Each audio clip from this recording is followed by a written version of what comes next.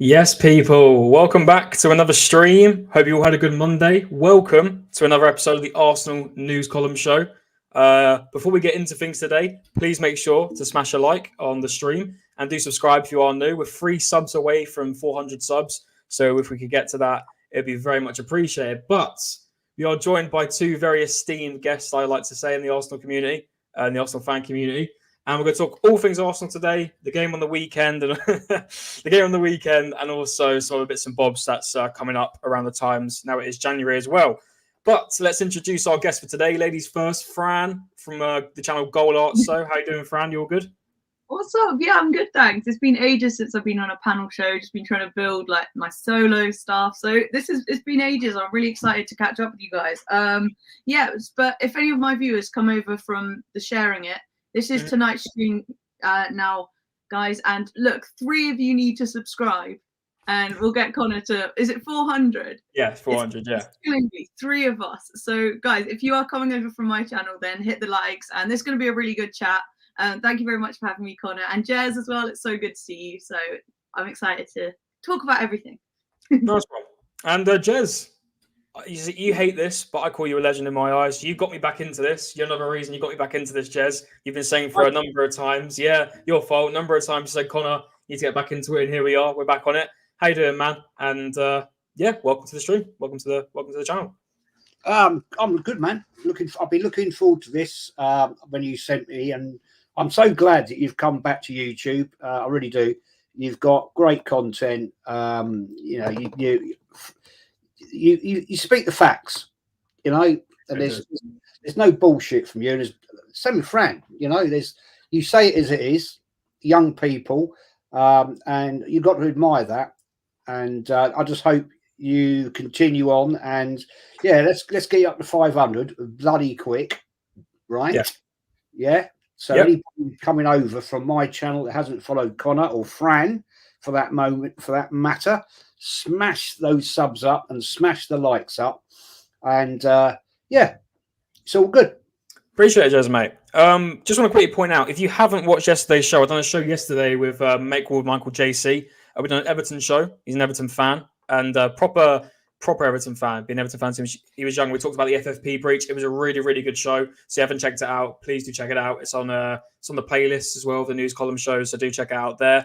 And let's get straight into it. Oh, and also, I've also rebranded. I'm now CMO Sports because I realised that CMO is actually a term in terms of business person. So I thought it would be a bit weird if my initial sounds a bit like that. So I thought I'd put it into sports. So we've had a bit of a rebrand as well. But anyway, let's get into it.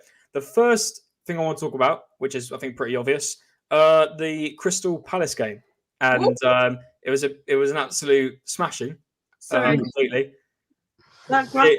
The graphic changes, yeah, and so we're going to talk about that. But also, we've got a return. You two may not know, but whenever we do these kind of shows with panelists, we bring the hot seat, the fire around it. So it's not just me and the big panel. We'll move all you to the big little camera here, and you can all have your opinion there as well.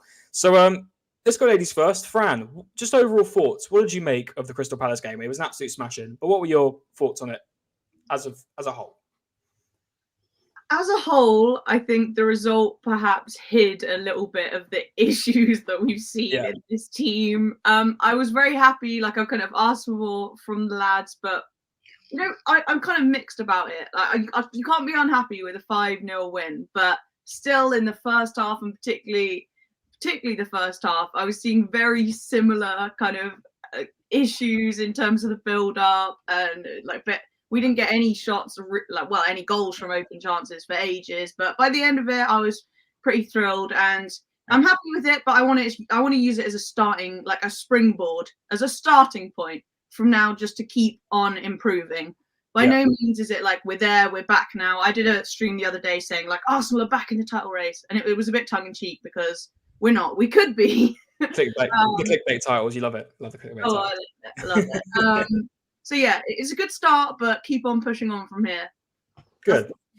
That's good. Good attitude to have. Jez, what were your thoughts, man? I saw your match reaction with Lee anyway, but what was your thoughts on it? Because it was still, even though it wasn't the best of performances overall, it was a really poor Palace team. 5-0, you still don't see that every day. And the thing I want to take out of it is I want to actually carry this on now against Forest, because last time when we smashed Sheffield 5-0, we were still on the bounce afterwards, and I don't want that to happen again. But what are your thoughts overall on against Crystal Palace? Yeah, I mean, it's 5-0. We don't get that every week at the Emirates, and I'll take it. 3 points, I'll take it. I'll take the win. A lot of people quoted one of my old sayings is sometimes you have to win ugly. Well, that wasn't winning ugly. That was winning against a very, very poor Palace team. Very poor. Yeah. But it showed that we are not the finished article. We lacked intensity from midfield. Our midfield was awful. I'm sorry. Odegaard, Rice and Havertz were really poor, really poor. And Saka, that guy is regressed. He really is not the player he was this time last season. Certainly not. That concerns me. As you've just said, we win 5-0 against Sheffield United. We go on to lose 2 games. Yeah. Right? We've now just beaten Palace, a poor Palace team, very poor. At least Sheffield United showed some intensity. Yeah. But we're up against Forest, Liverpool, West Ham, next 3 league games. That's not easy stuff. We got Forest away. We haven't got a great record at the City Ground. We've got Liverpool at home. Well, we know always what can happen there. And then we go down to the London Stadium, West Ham. I mean, I just don't think this is a happy ship right now, mate. Honestly, I think there's a lot of things going on behind the background. It's not good. And I'm concerned because I have not yet seen one player, that has come to Arsenal and it has actually improved. I mean, I hear today, apparently Arteta's come out and said Rice was substituted because he felt a twinge. Yeah. West Ham, never injured. Arsenal, twice. Yeah. Can't make it up, can you? Exactly. And we got a new doctor in as well. They brought in a new doctor, and it seems we've had the same problems. We got rid of Gary O'Driscoll to Man United. We brought in someone new, and all of a sudden we've got injuries all over again. But it looks, I've seen reports, it looks like he's going to be all right for Nottingham Forest. But still, it's a worry, because coming down towards the end of the season with people wanting to challenge in the Champions League, if we've got a worry that Declan Rice is not going to be fully fit, we've also got injury-prone Thomas Partey. Back to the likes of Jorginho. Even though Jorginho made a fantastic assist on the weekend, it is still worrying. But that's definitely a thing to point out. I mean, one thing you've really got to take out of it is, I mean, first and foremost, Gabriel was fantastic. We always point out that, Gabriel normally has a bit of like the bozo gene. When we sort of compare him and Saliba, they sort of like go back and forth, and we say, Gabriel's got a bit more of a mess in his. But listen, I want to say one quick thing. I did slate the Dubai trip in the sense of they literally brought the whole family and stuff. And I thought, you go into hot conditions when you're coming back to cold. Surely you're going to get a couple of the players ill by doing that. You're sort of rewarding failure. I was on that sort of side. But I'm not going to lie. That's what I was expecting. If we were going to go on that, do that in Dubai, I was coming back and expecting something big. And we've done that. And one thing I do want to point out is I always criticize our set pieces, especially corners. And by God, we have improved them massively. We were clearly working on them. And Declan Rice has to be taking corners on the right foot, 100%. Because that was a great corner from him when we got, was it the first? I think it was the first goal, wasn't it? It was a great goal, and it was a great assist as well. So that's one thing I'm really happy with. Fran, did you see anything else positive that you took out of that Dubai trip? Even though it was a 5-0 win, did you see anything else that you saw that maybe looked a bit different from Arsenal? I thought the pressing looked a bit good as well. Yeah. Yeah, I mean, it's only small, but yeah, for sure. Really, like little things that I was happy with was, first of all, seeing Trossard actually start and get some decent minutes. And I know, again, it's only marginal, but I was seeing changes happen earlier on in the match, and all 5 substitutes were used. Still, I'd like to see more rotation, but thankfully, that's something I've been really, really calling for. It seems like when Arteta gets stressed, my theory is that the more he gets under the pressure, the more he relies on that starting 11 and doesn't want to change them at all. Whereas that'll only hurt him in the end, obviously by causing injuries and meaning that there's more of a drop off from the starting 11 to those more like rotational players. So hopefully he can continue to do that even when there is pressure. You've got to keep rotating the squad so that there isn't so much of that drop off. And I was happy to see a bit more of that than what we were seeing in all that chaotic state before the winter break. So keep up the rotation, Arteta. But I always say this, and then it just ends up like getting lower and lower. There's less and less rotation. So that was something I did see, though. What about you? Any other? Well, I was actually going to throw it back to you. Well, for me personally, I listen. When I saw it, like I said, I wasn't happy with it. When I thought, Dubai really, of all the places, and we've only won 1 out of 8 or 1 out of 7. Is that really what you want to be doing, treating the players like that in a sense of that they've done something? But it clearly worked in a sense. But I want to see it work. Let's see, I'm not going to base it just off one game. I want it to be multiple games. I want it to be consistent. That's the question I was going to throw to both you and Jez. I'll go to you first, Fran. Do you believe? Go on, go for it. No, you go for it. Go for it. Oh no, I was just going to add about the skepticism around the Dubai trip. I was actually a big I was saying everyone chill. This is a really good idea.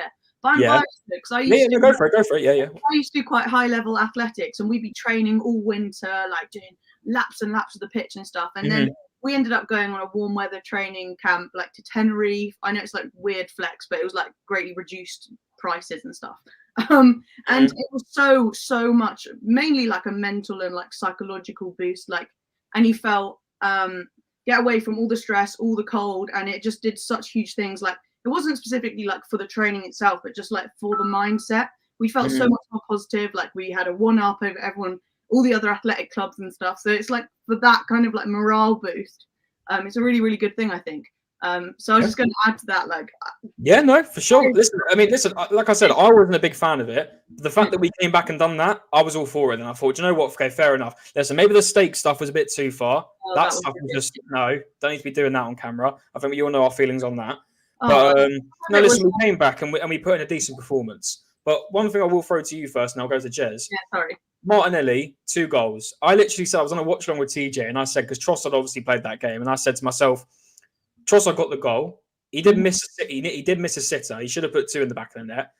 But I said, Martinelli's only got about 10 minutes. I want to see Trossard play against Forest. I don't want to see now Trossard's got a goal. We're now going to drop him because of form. And I said, the only way Martinelli's going to start for me is if he bags 2 goals. Before he actually bagged them, I literally said that. And he went ahead and done it. It looks like he's a bit back on form now. 2 of the same quality goals in literally the space of about 2 minutes. A bit of Henry-esque, the type of goals he scored. Do you reckon he'll carry on this form, Fran? I hope so. I think for me, what was notable about those goals is that they were done in a counter-attacking style. So Martinelli had the space to sprint and tear on into. When he's trying to run into traffic and is surrounded by people, he seems to just have no ideas. He's just hardwired to get his head down and sprint with the ball. Yeah. So the fact that this was a counter-attack and he had all the space to do that, he was in his element, and it was amazing. So I'm just hoping that from that, and it seemed like Arteta was saying this a bit in his press conference, they're going to be a bit more flexible about the way that we attack. It's not all the controlling death by 1,000 passes, but if you want to really make the most of the players that we've got in our team, especially Martinelli, then you want to be making more chances on little mini counter-attacks like that. I don't know how you engineer that as a coach, but it was because he had so much space to run into that he looked so good. I don't think we would see that performance from him if we were playing against 10 men behind the ball type thing. So try and engineer it so he's got that bit more space. Yeah, and I'm really happy he's come back scoring because he's obviously not been the player that we really had last season. As we saw, it was only 2 goals before that. It was really underwhelming. So and I hope he can really now carry on from this because an on-form I always said, an on-form Martinelli is a dangerous Martinelli. That's the way I always put it. So let's get into the chat quickly. Big up to everyone that's in here. We've got 22 people in here. Thank you very much for tuning in. If you haven't subscribed, please do. If you're from my channel and you haven't subscribed to Fran or Jez, their channels are in the description. And also do smash a like on the stream as well. We've got Mama Flossie in here, Drew, Taib, Anthony, AFC Always, Jagan. We've got so many people in here. Philly, Ramen, tons of people. C-Cubed. Oh my God, too many people to name. So thank you everyone for tuning in. Jez, I'll throw you this question before we go to a couple of things in the chat that I've starred. A bit more on the consistency side. Do you believe we can now go ahead in these next 2 games and actually carry on this form? Or do you believe we're going to go back to the old things and, capitulate? What's your opinion on it? I know it's a bit of a guess, but if you had to sort of put your mind to it, what do you really think after you watched that game against Crystal Palace? Well, I'm not convinced You know, I mean, you asked Fran a great question. You know, we go out to Dubai and the corners have improved. I don't see anything else that's improved. Mm. But I'm sorry to have to tell you this, but, you know, it's the Arsenal match day ticket holders that go week in, home and away, paid for that trip. It wasn't the Cronkies. Yeah. They're not diving in their pockets and saying, "Yeah, come on, Arteta, we'll pick up all the tabs, go to Salt Bay, we'll pay for that £1,000 steak. Don't you worry about that, fella." Yeah? I'm sorry, you can improve your corner taking at bloody London Colney. Mm. Yeah, I'm not convinced, mate. I'm not convinced, and I have great fears in that. You know, yeah, we beat Palace 5-0. Okay, brilliant, love it. I'll take it all day and twice on a Sunday. But the fact remains, our midfield was rubbish. So they had a great time out in Dubai. Fantastic. Took the wives, girlfriends, kids. Lovely. Hope they had a lovely time of it. I didn't see anything come out of it. Yes, it's always family bonding. You know, oh, we need to be a family. Really? Yeah. Totally professional footballers and ruthless. Yeah. See any ruthlessness in this team? You touch upon a really good point where then Arteta talks to them and treats them in press conferences like they're his kids, and it's like reinforcing them and saying like, I love them all so much, and there's no like tough love kind of coaching message going out there. Yeah. Do you think they ever get the hairdryer treatment, you know, like Fergie used to? Or does he go in and pat them on the back and say, I love you anyway, guys, like, great job? Sometimes you just need to be yelled at. And that was my little point. Yeah.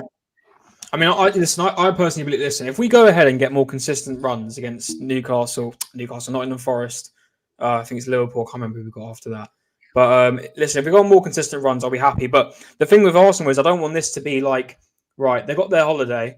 Now they're really happy and they want to go and play, and then they're going to give up now next week and next Tuesday. I really don't want that to be the case. I really want Arsenal to show a bit of content, because realistically now all we've got to really hope for now is the Premier League. By God, you know, 5 points behind Liverpool. If we really want to compete for something this year, it's got to be the Prem. You know, they've got themselves kicked out of the FA Cup and the Carabao Cup. You know, it's down to them. You know, they've, in a sense, they have let the fans down a bit, because realistically West Ham was really poor performance, and Liverpool, we should have won it, but we couldn't put our chances away. Let's move to the chat quickly, because there are some things I want to get to in the chat. One from Rwanza.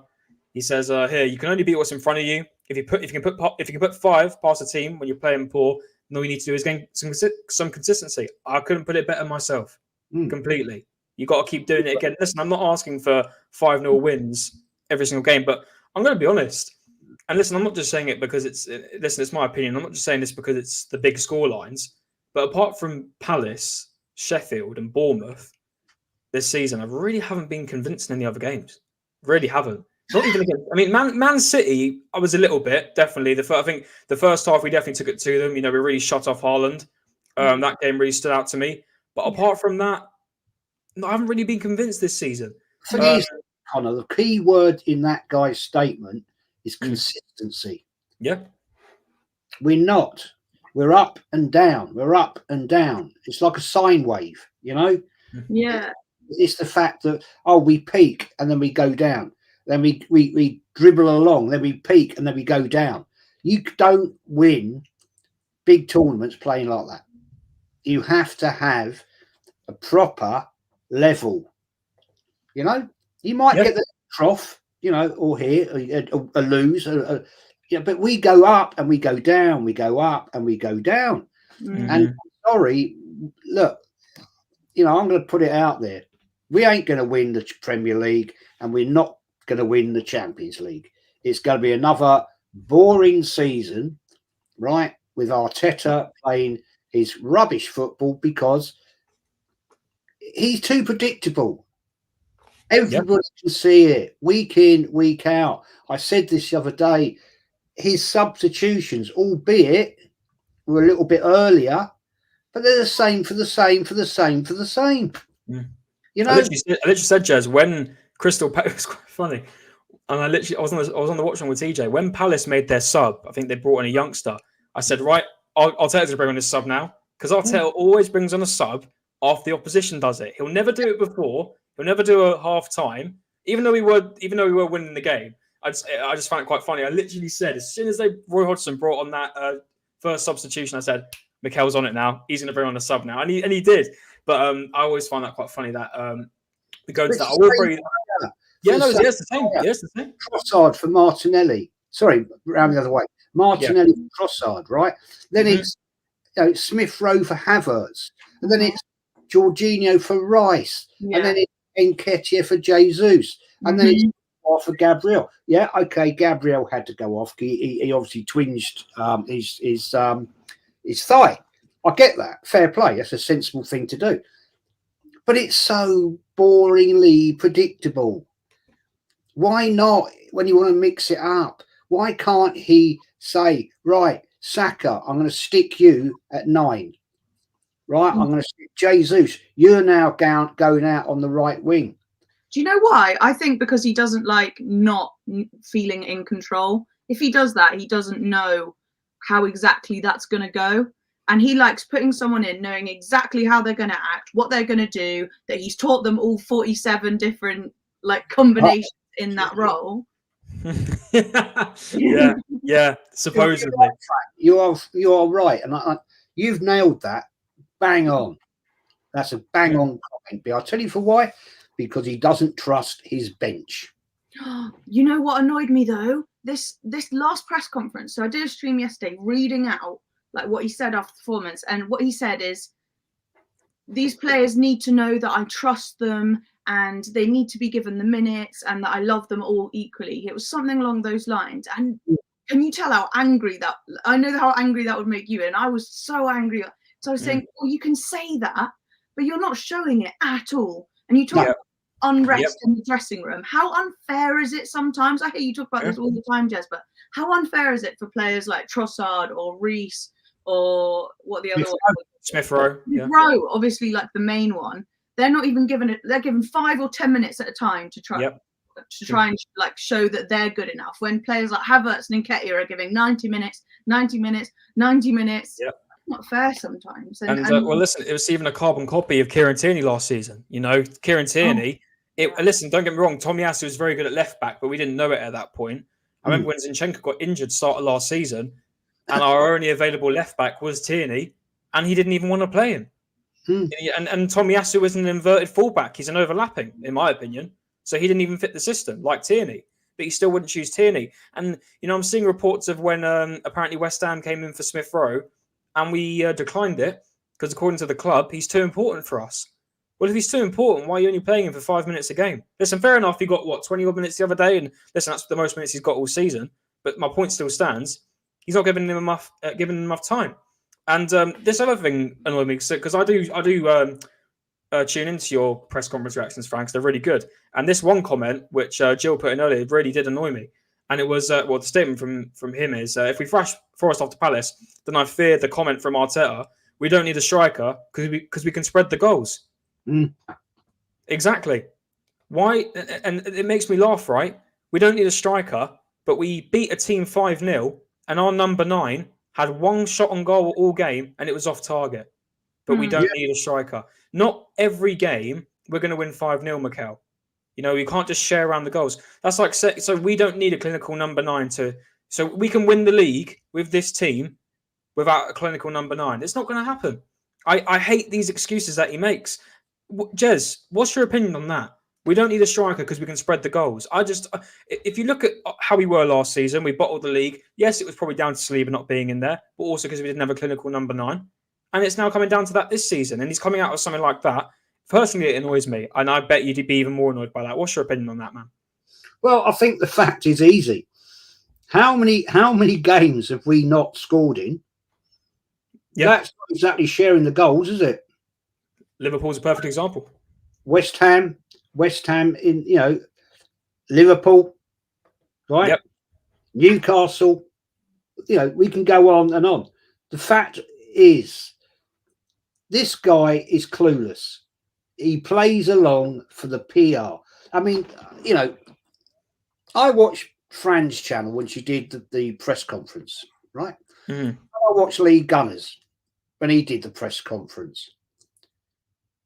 the muppets that get in there and ask him questions, not one question was about the Palace game.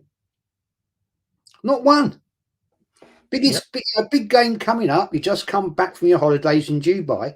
They're all paid puppets, as Lee, to quote Lee, right? Yeah. Quoting Lee. They are, because the club vets all of the questions. Yeah. They won't let anything be said that might upset Arteta or go against the club narrative.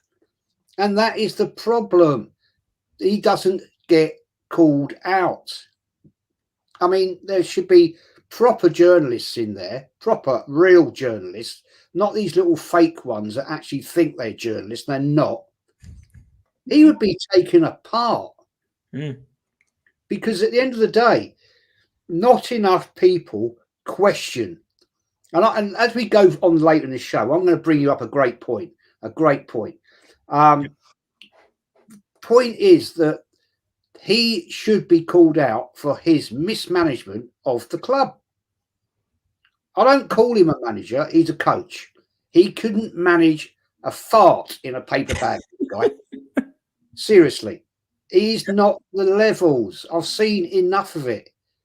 Right? I'm fed up with this now. Another season. We're not going to win anything.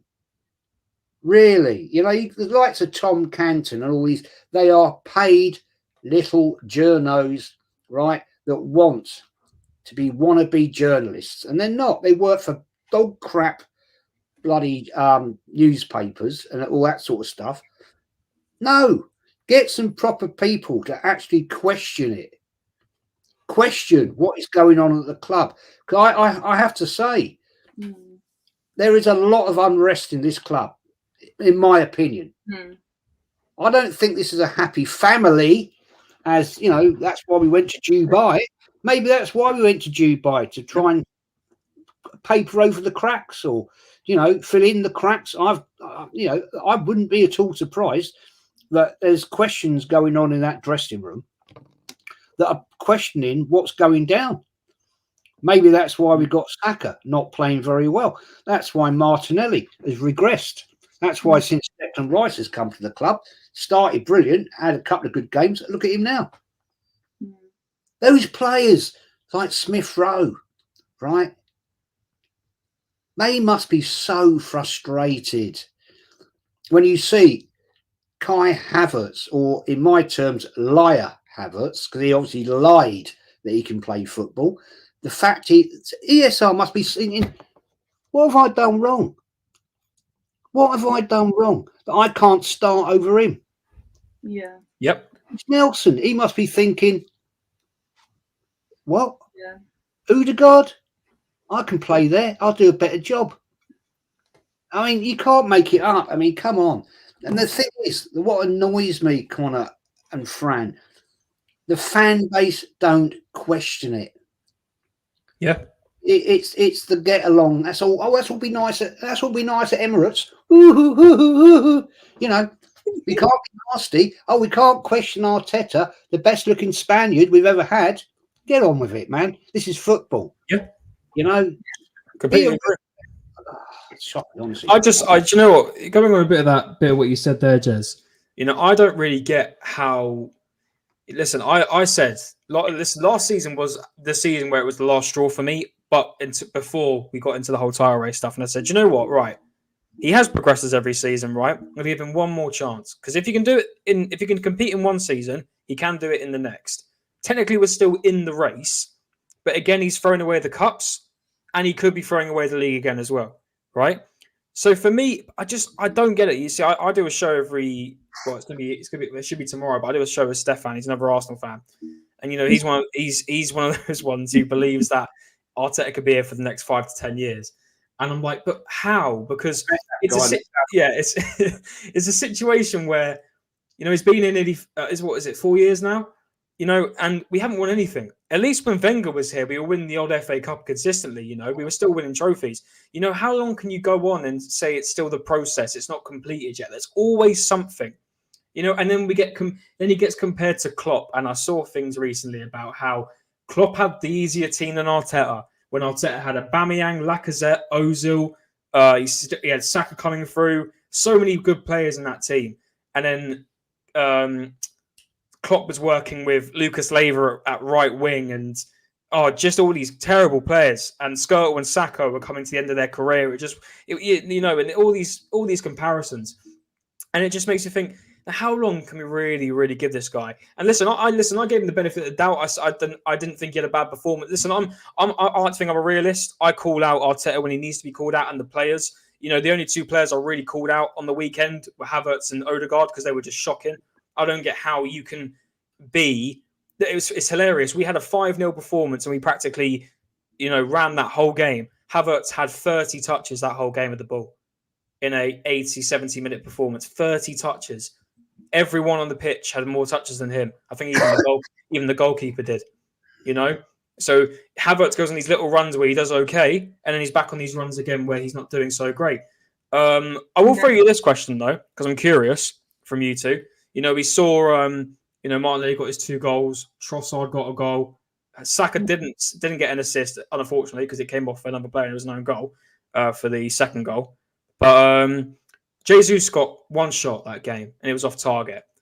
I think personally it's time to say either maybe put him on the wing or drop him. For me personally, Fran, I'll go to you first. For Nottingham Forest, will you change the attack? Will you change the lineup? Will you put in Smith Rowe over Havertz? What's your thoughts? Quickly though, we've got 40 people in total inside from everyone's stream. Thank you everyone for tuning in. If you haven't liked the stream on any of ours, do like it and subscribe to not just my channel, Fran and Jez's as well. If you're tuning in from my channel, but Fran, that question: would you change the attack for Nottingham Forest? I actually liked Trossard starting, but then he wasn't super effective. So it's so hard though because So I'm not starting Havertz. Let's start there. I'm starting ESR over Havertz, then maybe keep Trossard up front. But can I come back on a couple of things that Jez said real quick? Go for it. So first of all, I know I listen a lot to Lee's things and stuff, and I and I hear it about the journos, people like Tom Canton and that kind of thing. But Tom was talking about it, and he was saying I would actually like to go in there and challenge everything that Arteta's done or whatever. Perhaps, but then he says he just wouldn't be allowed back in next week. So can you expect the journos to do that in a sacrificial way? Ask a dumb question, then just not be allowed back in ever again. And I say that to prove the point that I'm not going to attack those guys there, because for me, it's the club for putting that system in place. It all goes back to the club and whoever's running the club for them having this media blackout, where if someone like Tom or Harry was to go in and actually say perhaps something critical, that they just wouldn't be let back in. So I think it's the people above Arteta, the people running the press conferences, Arsenal as a club, running that way, if you know what I mean. But it's Tom Hampton is a flip-flop. Huh? Tom Hampton is a flip-flop, right? I tried. The other week, he was on a stream, very quickly, fact. Arsenal have got no money. We can't do. He's on a stream. I watched it. Right. Oh, I've seen this. Yeah, you're right about it. Yeah. We've got no money. Then he puts out that we're in for buying Benzema. Yeah. Right, Fran. I think you need to realise these people are in it for themselves. They're in it for them. They're not in. They don't give a toss about the club. Right. All they want. Don't forget, Tom Canton got binned off. Right, and had to go and report on Nottingham Forest. Yeah. So, no, that was the other one, wasn't it, Jez? That was the other fella that we had, right? Well, I don't agree with all of Tom. It might have, I think so. I can't remember. Honestly, I cannot remember his name. But he came back, didn't he? That fellow came back, right? Yeah. He came back. Football London. Yeah. I don't like that. I don't fall for this. I mean, I hear what you're telling me, Fran, and great respect for you. But the fact is, don't get fallen into the trap.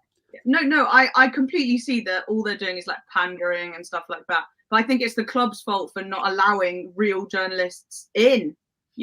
That's kind of they're not letting them ask the questions they want to ask. I apologise. It was Chris Wheatley. Well, that's what I thought. Yeah, Chris Wheatley, that was the one. Yeah.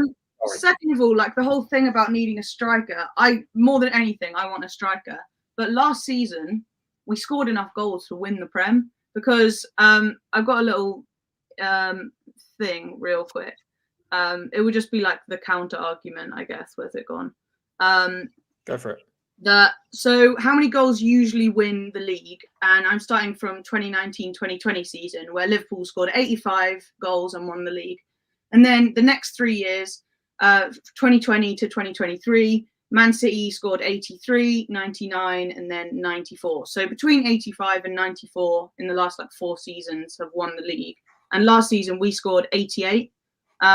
So that puts us, and obviously that's more goals than have ever been scored ever by Arsenal, if you know what I mean. But the problem was not that we didn't score enough goals, but that we were letting too many in toward the end of the season.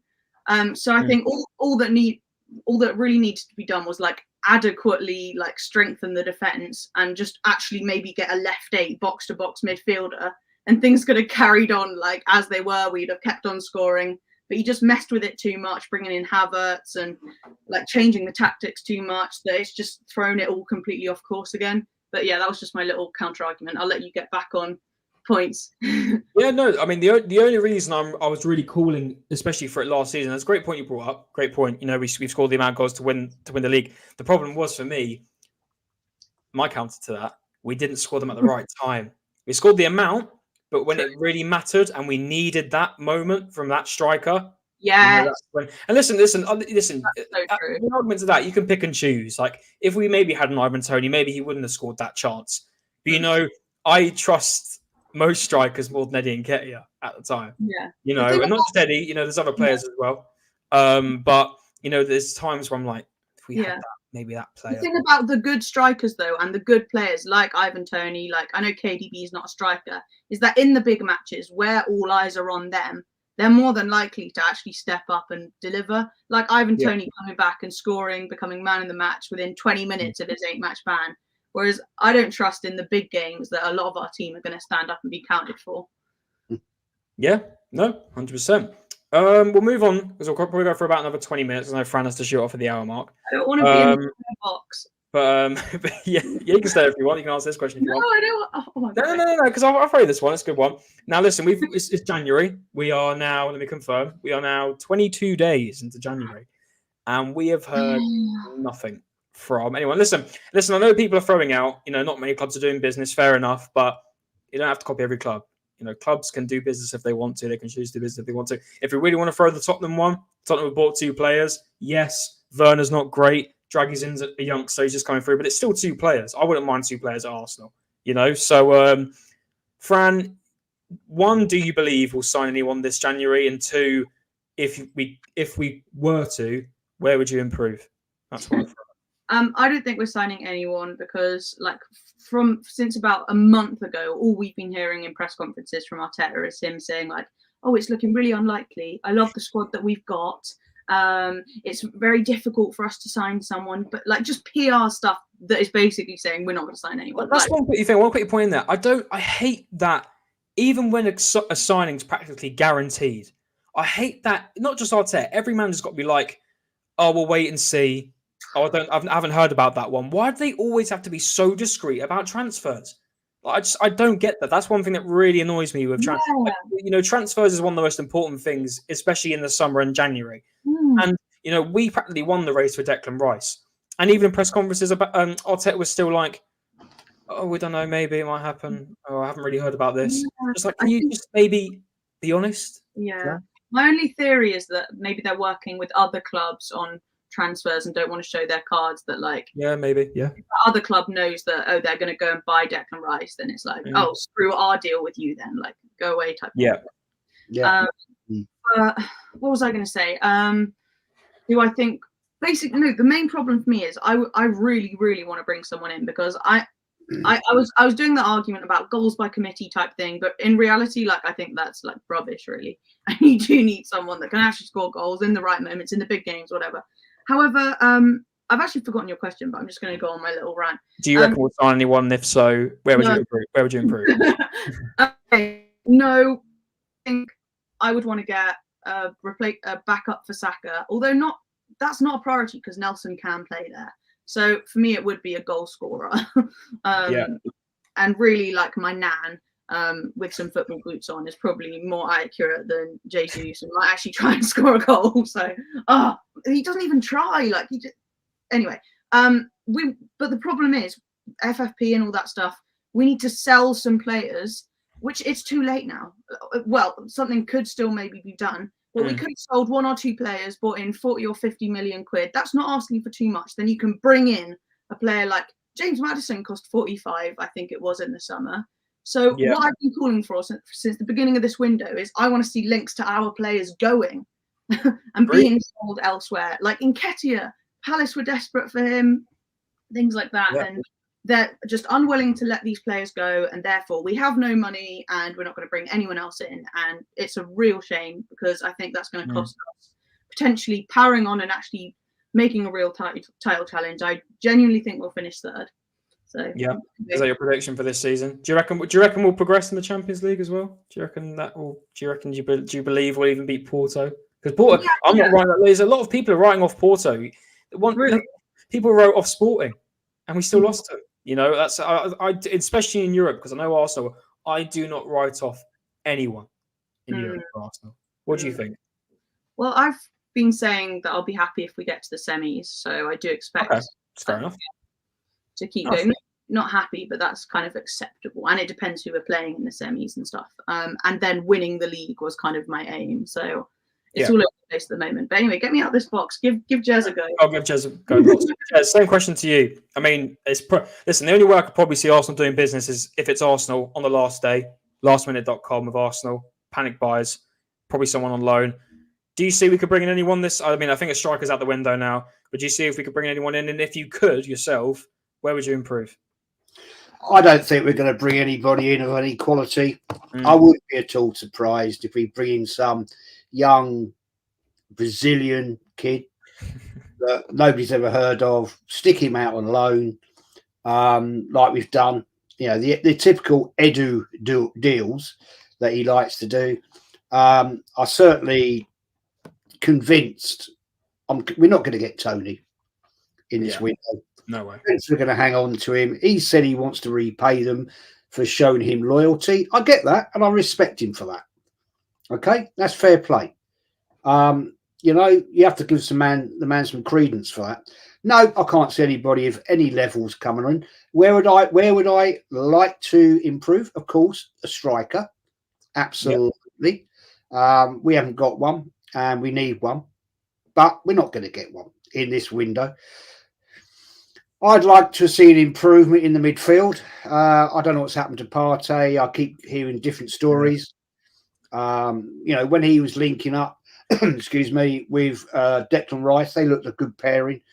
Since he's been out and gone, I don't know what's happened with him. Is this another situation with Arteta where he's fallen out of another player and he'll be out the door in the summer? I wouldn't be at all surprised. And this is my concern, Fran and Conor, that Arteta is so arrogant that anybody that doesn't agree with his styles or what he's trying to achieve, you're out the door. He did it to Kieran Tierney, probably the best left back at the time in the Premier League, in my opinion. Right? Something happened. He didn't like it. Maybe it was that Kieran Tierney didn't want to play inverted because, you know, Arteta likes to try and copy what Guardiola does. Sorry, man. Sorry, you're not his levels. Yeah, don't try and copy a manager that has got years more experience than you. And the fact is, his depth of knowledge will take him to bigger and better places, and he's got a better team. Because Arteta, you have to question yourself. You bought some crap, and everybody talks about, oh well, he had to take over the crap that he was left with. Yeah, a team that Emery got to a cup final, the Europa League final. Emery got them there with that crap. What does that tell you? Yeah. Aubameyang, decent striker, fallout, out the door, gone. Look at him now. When he left Arsenal, right? He was scoring goals. Came to Chelsea, didn't work. Fair play. Left, gone out, scoring goals. Okay. I mean, you have to. You can't. It comes a point in time where you have to say, I question what's going on. Where is all this support for this manager coming from? I don't understand it. I really don't get it, because I just want to bring this point up. Or if you want me to shut up, No, go for it. Go for it. Please. Right. This is the Arsenal love, right? This is the Arsenal love. We are told, Lee, Kenny, me, you'll probably get it at some point, Connor, as your channel builds up, that you're not real fans. You know, oh, you got to support this, you got to do this, you got to do that. Well, no, I will say what I want to say, and if you don't like it, tough, because all these people that say, well, you know, it's match day fans, this, that, and the other. Yeah, okay. You tell me then, right? With 2 minutes to go, 8 minutes of extra time, 10 minutes of extra time coming in. Damn near 40% of the East stands walking out, and that's the ones you can see on camera. You can't see the ones in the West stand. Yep. It's a 12:30 kickoff. 12:30. Yep. So you've got no worries about transportation. You can't tell me that all those people walking out are driven to the ground. No. Where are you going? Why? Why are you not there with a 5-0 win that you don't see very often, right? It's not week in, week out. Why are you not there applauding the team like I'm supposed to be doing it week in, week out? I'm not allowed to be critical of Arteta. I'm not allowed to be critical of Saka when he has a crap game, because I get called out for it. I get the hate for it. I get it in my chat. I get it in my comments, right, on my channel. Yeah, I'm a realist. Yeah, I've seen Arsenal at greatness. I've seen Arsenal even worse than this, when we nearly got relegated in '74. Okay, last game of the season, we got a draw to keep us out of relegation. Fact of facts. If you are these people that want to go on YouTube and shout out and call out other people, right, who are real proper fans, don't sit there and comment and then walk out, yeah, before the end of the game. Oh, and by the way, you missed 2 goals. Happy days. Well done. Yeah. You've just spent $3.5 grand minimum on your season ticket, right? Traveling to the ground ain't cheap from wherever you're coming from. Yeah. And you walk out and it's 12:30 kickoff. Well, where are you going then, boys? You're going down to see if you can get onto AFTV. Is that what it's all about now? Yeah. Oh, yeah. Let's go have an interview with that clown, Uncle Fester, you know, and all that bunch of idiots. Yeah. Right? You're right, Chris. Make it up, Fran. The fact is, if you're a proper fan, when I used to go home and away, I never used to want to get out early because I didn't want the crush. I'd rather sit there, right, and have a chat to a few people and think, right, okay, I've been here 20 minutes. Most people are half an hour. Or I'd go into the concourse at the Emirates and say, I'll have another pint then before I go. Yeah. When I very rarely get to go to the Emirates, because it's like a potluck to get to the Emirates nowadays. If you want to go as an average day fan and not a season ticket holder, I'm always there, and not just because I have to be out of choice. I'm there to the last minute because I don't get to experience that, you know. And some people are very lucky and they get to experience it all the time. And it does annoy me because then we get laughed at from our rival fans. Your fans are leaving early. It's embarrassing. What are they catching? Listen. I get if it's a special situation, you know, I get that. You, mate. The Palace fans didn't walk out, and they've just been absolutely battered 5-0. Yeah, they stayed and made a stand, didn't they? And made a protest. Sorry to interrupt you, my friend. No worries. You're absolutely right, Jez. You know, it does annoy me because it makes me think, well, what's the point of going to the game if you're going to leave? Like, even I see people literally about half of the East stand in 40 minutes, and listen, we didn't score a goal, I get that, but it was 40 minutes into the Palace game, and half of the East stand was gone. They're already inside. And I'm like, what's this all about? You've got 15 minutes. listen, I get there might be queues for stuff, and I get that people want to get there first, but half of the East stand was already gone. Probably even more than that. You could see the cannon in the seats. Yeah. That's how bad it was. You know, so no, I completely get you, Jez. It annoys me. And you're not seeing the West stand. Exactly. Even worse. You can't see what's going on behind you, right? And I'm thinking, why? You spent a fortune on your season tickets. The East stand is where Kenny is. Yeah. Yeah. I spoke to Kenny. I said, what's going down? And he said, they're all going. You can ask Kenny himself. Ask him why. What's happening? What's going down? Sorry, Fran. No, Fran, what are you saying? No, I don't get it. But for me, it's just a weird one. Like, I don't want to sound. I'm only 26, right? And this makes me sound like proper, like a granny or something. But like, it's really rude to leave before something's finished. Like, are these people going to the theatre and leaving like 5 minutes before the play has finished and don't get a chance to like applaud the actors? Do they go to like a presentation or a TED talk and leave before the end to beat the rush? Like, it's in my generation, like, it's not on. It's so weird. It's embarrassing as well. It's so embarrassing. Like, when we're sat at home watching, and I would do anything to be able to get to the Emirates. I'm like we're number 80,000 in the queue for a season ticket. Like, ridiculous. We can sometimes go, like, if Alex's mate like can't make it, then he's a season ticket holder. But and then to leave 5 minutes early just to go and stand elsewhere, like while you're in the queue for the tube, it's madness. If you've got somewhere else to be after the match, then like perhaps don't book something for the afternoon of like after you've gone to go to the Arsenal. Allow time to leave, and like if there is queues, like, and enjoy the experience, soak it up. You know, you really hit the nail on the head there. It's really winds me up.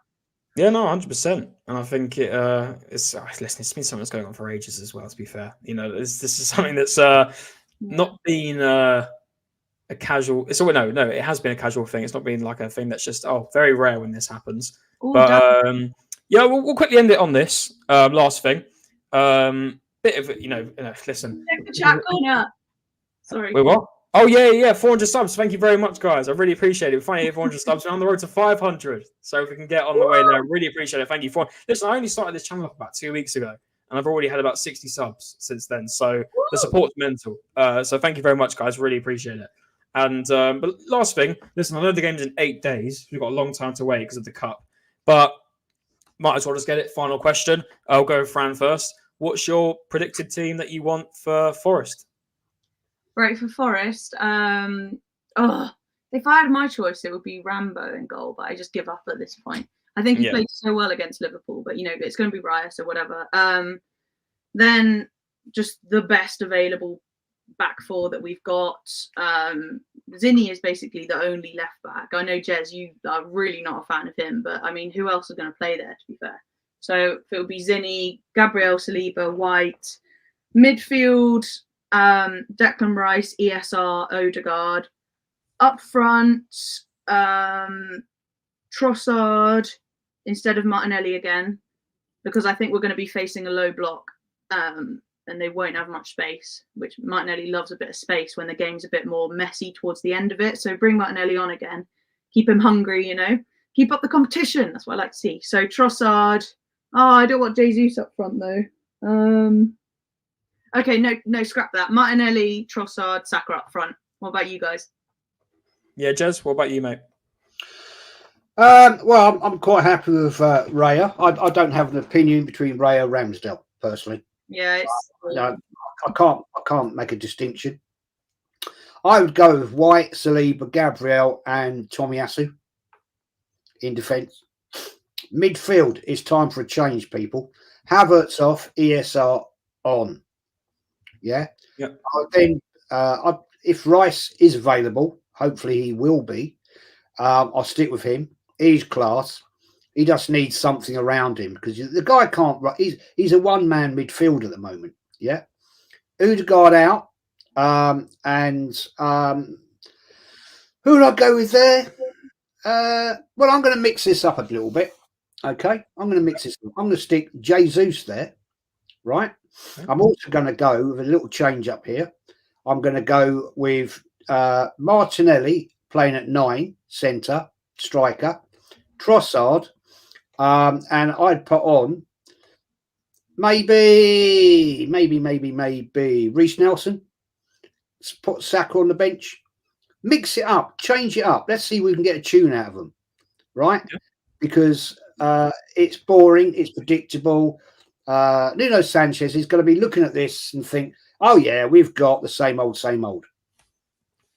Time to change. Time to, things in life get stale. It's like anything in life. You have to change things up sometimes. Relationships, you have to move things around. I'm not saying you split up or anything, but sometimes you have to spice it up a little bit. Change things around. And it is that time now, people. If we're going to be serious of going for a Premier League and going for the Champions League, then it's time for a change. But the thing is with Arteta, he sticks to the same old, same old. And you made a comment, Fran, a little while back. You're happy to get to the semi-final. No, I'm not. I'm happy to get to the final, compete. If we lose, we lose. But I don't want to get to a semi-final and get kicked out. That's failure. Getting to a final and giving it the best you can give it. At least you've tried. And you can't knock anybody if you get to a final, you give it your best, but you lose. You've got to take it on the chin. Getting to a semi-final and not getting to the final, to me, is not good enough. If you're in it to win it. Simple as. I agree with that. And I just want to add, like, Jez, it's so good that you're here, like, saying your stuff, like, for a younger fan like me, like, every day I'm always thinking, like, it actually genuinely is making a difference, Jez, because, like, in times where I think, like, I'll think about what you guys would say, like you, Lee, and actually, like, realize that I am, like, dropping my standards a little bit and, like, not to do that. So you are, like, making a difference to all the people you watch. And the more people that think, like, with the higher standards and stuff, the more pressure it'll put on the club, and they'll actually start to act like a winning club. So yeah, that was just a side note. Keep it up. Jez always keeps it real. Always does. Fran, I'm not knocking you, right? You're a young lady that's been supporting Arsenal for relatively recent number of years. Okay, and I respect you for that. The fact is, I think the modern way, the way younger people look at, how can I put this? The way younger people look at how you play and want to achieve is very different, maybe, from me, because the way I was brought up, and in my time of going to school and whatever, is you fought to win. Yeah, you had to win, and there was nothing else. If you didn't, you were failed. And I'm not blaming you. I'm not blaming you. Unfortunately, there's way too many people out there now that influence people to accept not an achievement. I see it with my grandson. He's 9 at his school. He's not influenced to win. And I'll give you a very little quick story, if I may. Go for it, guys. Go for it, mate. 2 years ago, one of his teachers said, "Oh, this teacher is into radio controlled cars." Yeah. So I said, "Oh, right, fair enough." So I bought him one at Christmas. I built it up, painted it, did all that. A proper one. Yeah. He took it along. And across the road from where his school is a skateboard park, right? So he's out there with this, and it's got proper suspension, proper working springs, and I had to build the suspension, everything, right? And I used to have them myself years ago. I was in my 20s, and I built it. And this thing is proper quick, right? And he took it along, and he was winning all the races, and he was jumping jumps and all kinds of stuff. This teacher said to his mother, I don't want James to bring that car anymore because it's not fair, because he wins all the races. Because the other people bless them, the other parents have bought these cars, which were not in the same level, right? And I'm not knocking them for it. Maybe they couldn't afford it. I don't know. Whatever. They bought these cheaper ones. Couldn't keep up with him. Couldn't do the jumps like he was doing. He's got proper suspension, so he wasn't allowed to take it anymore. I mean, come on. What is that about? If you're better, you win. You know, if you're in Formula One and you're a Ferrari car against, I don't know, Jess's F1 team, yeah, they're going to win. You have to accept that. I mean, this is what I mean. It's just so pathetic, honestly. That's similar to Man City dominating. Okay, like Man City is Jez's car, like the elite one, and all the other clubs just saying like, oh well, you can't ever compete, you know, like your car's never going to be that good, so you know, just accept you're going to come second, or saying to Man City or to the league like it's not fair, like their club's too good. Can you get them to sell De Bruyne? Like they can't bring De Bruyne to school anymore.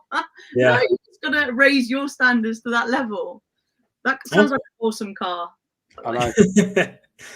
For me personally, before we wrap it up, for Nottingham Forest, it's going to be rare for me. Even though, you know, again, I'm not one of those people that does want to see Ramsdale, but you know, let's be real, it's going to be rare. White, Saliba, Gabriel. It's going to be interesting. Someone made a comment earlier. I don't know if I can find it, but Zinchenko will be facing Elanga, and so Zinchenko is not going to have the game where because Zinchenko's best game is where he doesn't have to worry about defending. He's in the midfield. He's chill like Palace.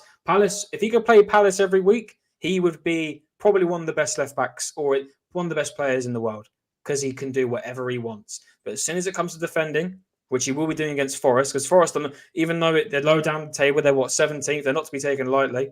You know, they've still got a couple goal scorers, and Elanga is on fire for them right now. So he's going to be up against Elanga, and that'll be tough. But Zinchenko is the only option we got, because Kivior's not a left back. Then it's going to be Rice. Listen, if Havertz isn't working, so I'm going to put Smith Rowe in there. If Odegaard's not working, if you're going to have to say screw it and maybe put, God knows, Nelson in there, or even Jorginho. I know he doesn't offer that much. He did get a great assist against Palace, but if Odegaard's not working, you got to try something, you know. And I like to quickly bring up before we end it. You know, look at Liverpool. They have lost so many of their players over injuries and international. They've got a couple of kids in the team, and they're still top of the league by 5 points, and they've had to rotate. He's Tommy out the Asian Cup. Yeah, he is. He is, Jez. He's out. Yeah, no, he's out in the Asia Cup, unfortunately. So we can't even use him. But yeah, no, he's I don't know why. We do have the players to rotate, and Liverpool can. You know, they don't have a right back. They're using Conor Bradley. He got an assist the other day, and he's only 18, 19.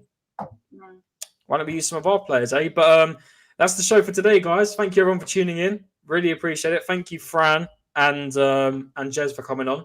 Really appreciate it. We'll definitely have you guys on again, 100%. Couple comments in. Arsenal Maniac put in what were you going to say, Fran? Go on. I was going to say, you guys can carry on if you want. I think, did Dal try and message you? I don't know. He said, like, Conor in the chat. Oh, no. I think Dal's still working. But we're going to end it now anyway, because I'm going to need to hop off soon. I'm going to work in the morning. But a few comments. Arsenal Maniac here. Conor could end up with a massive football channel. You just have to play the game right, appeal to the audiences, young, smart, knowledgeable. He got all the raw ingredients, can appeal to the range. Really appreciate that, bro. Listen, this channel, if no one knows, they're tuning in for the first time. This is a channel where it's not just Arsenal, it's every club. It's like, you know, I'm on TJ's channel normally. Talking Arsenal was sort of, you know, I'm always giving my opinion on Arsenal. I come on here, I give my opinions on everything. We're running a Tottenham show on Wednesday. We ran an Everton show yesterday. Tons more shows coming up with different fans. There'll be Man United coming up soon. And of course, Arsenal. We'll still talk about Arsenal here, like we are today. So I really appreciate that, bro. And I haven't, you put a comment there as well, Arsenal Manic. I haven't received 400 subs in 2 weeks. This channel's been around for a long, long time. I was on 350 or 360, but I've brought it back after a year, and I'm now back doing it again. So I've hit these subscribers, and I appreciate all the support. Really, I love it. My fault.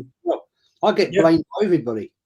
Yeah, it's your fault, Jess. I'm here now because of you. It's all because of you, man. But yeah, guys, you two, thank you very much for coming on. You brought great chat today. Thank you for everyone who tuned in. By God, so many people tuning in. The chat was flowing. If you haven't if you're on my side of watching the show, if you haven't subscribed to Fran or Jez, their links are at the top of the description. If you want to go subscribe over to them, they will say what they're coming up now on their channels. But yeah, Fran, thank you for coming on. Goal art. So if you haven't checked out any of our artwork, it is fantastic. It is so good. Yeah, there's some back there. Goalartso.com. Do go check it out. It's so good. Fran, do you want anything coming up on your channel coming up soon? Yeah, so I'm back on the grind as well, trying to stream daily. So daily streams. My favorite ones are probably the press conference reactions. I just can't even get through them. I just get so annoyed with Mikel. Also like Arsenal art and just Arsenal chat most days. Talk about other clubs some other days, but yeah, trying to do it every day. Road to 1K, and just really enjoyed today. I loved it. I really loved it. Let's definitely do it again. Thank you so much, Conor, and everyone subscribe to Conor and Jez, of course. Jez the legend. So. Thanks, Fran, for coming on. Definitely, 100%. We'll get you on another time whenever I'm doing an Arsenal show. I'll pop you a message on WhatsApp and we'll get you on again. Jez, the man behind it all. The man behind it all. We're all here because of you, Jez. Thank you so much for coming on, man. You always know you're welcome wherever you go in this community. And got anything coming up on your channel? I have Wednesday night. I'm doing 6 p.m. I'm doing a show with Lee, Kenny, and Matty. The long-haired Yeti's coming on as referee. We're going to talk about why can't Arsenal win the FA Cup anymore. Okay. Very naughty. I love the FA Cup. Brought up with it. Privileged to have gone to 9 of the bloody FA Cups that we've ever been in. Not one of them, but we've won quite a few. But yeah, thanks for having me on, man. Tomorrow night at 7 o'clock, I'm on the 12-man podcast with Dan Potts. Nice. Never been on there before, so that'll be fun. And lots coming up, lots of talk. And I just want to say, Conor, legend, great. I want to see you keep going. Fran, you are wasted. Your artwork, it's out there. Oh, thank Absolutely you. out there. Arsenal back. I have to say that. Can I throw some darts at the one of Arteta? Yeah, go on. But no. Seriously, Fran, no, you're a great host. And the other night, I think you thought I was having a pop at you. I wasn't. I was not having a pop at you at all. I was just putting some comment in there, and I think I put it the wrong way, but never. I think you like, Fran, answer the question. I did. I love it. I'm just becoming a crusty old man. Don't worry about it. Great content, people, and congratulations, Conor. 404, 403. Yeah, it's mad. Thank you very much, guys. Yeah, legend. Cheers. Yeah, so coming up, guys, if you're tuning in to my channel, Wednesday we have Tottenham fans coming on. Believe it or not, shocker, and they'll be talking all the Tottenham news. It's literally, I run these news column shows for different clubs. We've done Arsenal, we've done Everton. We're going to do Spurs. We're going to do Man United. I might try to get Flawless on from Sarcasm City TV to talk Man United with me on here. But yeah, Wednesday we'll have a lot of the boys from Tottenham away. Some other people coming in as well. Tottenham fans talking that.